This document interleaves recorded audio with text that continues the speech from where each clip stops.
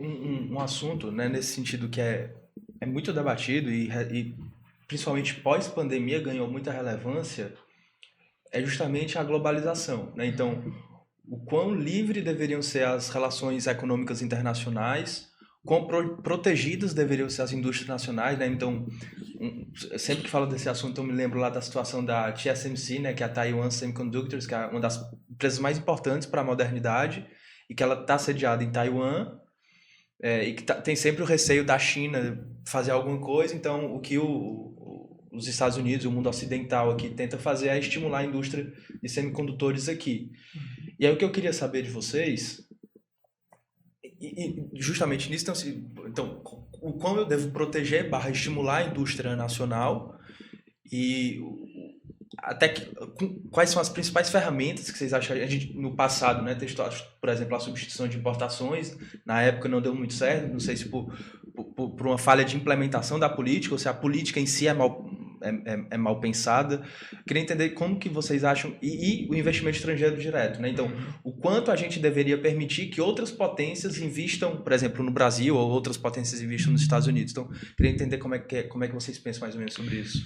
Assim, né? Assim, não tem bala de prata, né? Porque para a gente chegar num consenso, né, de uma resposta, sim, é essa. Mas, assim, existem alguns elementos, né, que exatamente a gente bebe do conceito econômico, primeiro das vantagens comparativas. Né? A gente bebe, o que a gente é bom, o que a gente faz de qualidade, com custo, né, atrativo. Eu acho que assim, um país ele tem que pensar naqueles seus diferenciais. Esse é um primeiro ponto. Um outro, né, é você começar a identificar que existem... Começar, eu não diria, não é uma boa palavra, mas assim, você dá relevância a setores que são estratégicos. Vou dar um exemplo, né, que você mesmo comentou, pandemia. Você não tem no país, por exemplo, uma indústria de máscaras cirúrgicas, ou que, né, que pelo menos tem uma quantidade mínima. Ah, mas o custo é mais alto. Bem, aí aqui a gente tem que tomar uma decisão, né? Entra um pouco no custo de oportunidade de você ter uma segurança até do ponto de vista sanitário. Existem alguns segmentos assim que tem que ter algum tipo de, entre aspas, defesa, não no sentido de como foi, por exemplo, na questão da informática, né? Que o país ficou 20, 30 anos atrasado por causa de exatamente por um excesso de regulação. Então, assim, André... Como era o nome da estatal? Eu não confio. É Cobra, né? É Cobra, mas assim, a gente ficou pelo menos 20, 30 anos atrasado em comparação com o mundo. Mas assim, onde é que eu quero chegar? Não é equação simples, mas o que a gente tem que primeiro, eu acho que é vantagens comparativas, olhar setores estratégicos, porque a gente, né, precisa ter esse cuidado, e assim, eu acho que assim... Por exemplo, o senhor acha que uma empresa da China, tô falando da China porque ela é a mais emblemática, claro, né? Mas uma empresa de fora poderia comprar empresas do setor elétrico, do setor de saneamento brasileiro, ou elas deveriam ser nacionais? Sinceramente, setor elétrico, não. Assim, questões de eletricidade eu entendo por ser altamente estratégico. Sim. Do ponto de vista, por exemplo, de petróleo, tá? De combustíveis, a distribuição assim, de petróleo eu acredito que pode ser totalmente privado. Mas a eletricidade... Eu não falo nem só privado, eu falo privada e nacional. Nacional de comandado por empresas brasileiras ou comandado por uma empresa, sei lá, a ExxonMobil compra a Petrobras aqui. É uma boa discussão. Eu acredito, assim, na parte de exploração, né, de prospecção, de refino, talvez você poderia deixar, assim, para o setor privado, mas, assim, a distribuição, os postos de gasolina em si, não. Eu acho que aí já poderia ser setor privado. Mas é porque também, né, são questões estratégicas. Por exemplo, a parte de mineração, né, nós estamos literalmente num país que tem recursos minerais abundantes, que inclusive, né, vão ser extremamente demandados em razão dessa transição energética, né, questão de baterias e tal. Então, assim, você vender literalmente o ouro, né, para empresas estrangeiras, eu acho, do ponto de vista econômico, não inteligente, né?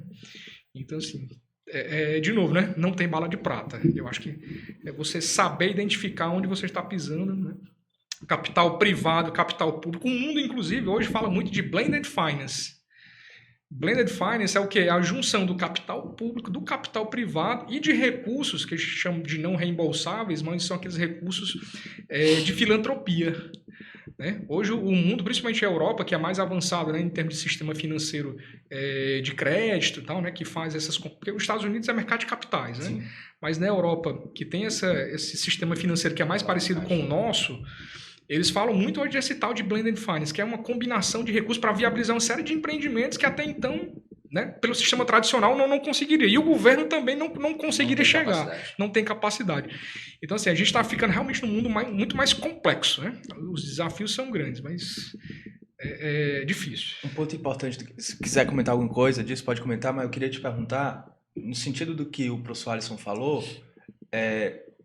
ele falou do mercado de capitais nos Estados Unidos, do mercado de crédito lá na Europa. Aqui a gente ainda tem uma quantidade grande do mercado financeiro direcionada, né? Então, BNDES, Banco do Nordeste, que o professor trabalha, Caixa Econômica e tal, que são majoritariamente bancos públicos, essencialmente. Mas o que eu quero dizer é que em quase todos os países você tem interações entre o mercado financeiro e a economia real. E muitas vezes, principalmente por quem não entende muito como que se dá essa inter-relação, o mercado financeiro e a economia real são vistos como competidores, como concorrentes. O pessoal critica os agentes do mercado financeiro. Eu queria que o senhor falasse qual a importância do mercado financeiro para o desenvolvimento da economia, se é que tem alguma importância, e como que se dá na prática isso. É extremamente importante a sua pergunta, porque a gente se remete a uma situação. Como é que está o nível de poupança interna no Brasil, né? Então, se o nosso nível de poupança interna é relativamente baixo, vai exatamente para aquilo que o Alisson falou. Eu preciso ter recursos para investir, para modernizar, para ampliar a capacidade produtiva. Se eu não tenho poupança interna suficiente para esse tipo de crescimento, eu vou precisar de quê? De investimento externo. Eu vou precisar atrair investimento externo. Vou precisar mostrar que existem coisas interessantes que possam ser exploradas, desenvolvidas e fortalecidas naquele espaço. E aí como é que eu faço isso daí? Né? Que é a sua pergunta também. Eu posso fazer isso só com capital externo? Eu posso fazer isso com capital compartilhado? As chamadas PPPs, né? PPP, parceria público-privada. Parceria público-privada. Será que a gente vai conseguir efetivamente fortalecer essa ideia no médio e no longo prazo, né? Muito provavelmente, talvez a gente vai precisar fazer isso exatamente porque vai naquilo que o Alisson falou. Eu preciso garantir uma participação pública ou do Estado ou de investidores nacionais relacionado com aquilo que eu acho que é necessário de proteção daquela sociedade, né? Ou seja, daquilo que é interessante para a segurança nacional, alguns chamam assim, né? Segurança nacional, de que a gente não pode perder a autonomia em relação ao espaço aéreo, à exploração de petróleo, à exploração de gás, à exploração de energia. E essa é uma discussão enorme. E o problema, né? é que às vezes isso pode acabar tudo virando questão de segurança nacional, né? Então, Sim. deixar a educação nas mãos de um agente terceiro, complicado, a saúde, a infraestrutura logística, aí o problema é o que é de fato segurança nacional, que normalmente é difícil definir. É difícil definir, eu acho que nem a sociedade, talvez nem o Estado sabe o que seria isso, né? É uma coisa que talvez pudesse ser pensada, discutida, o que é que a sociedade daquele momento acha que é interessante ter uma maior participação do Estado ou não.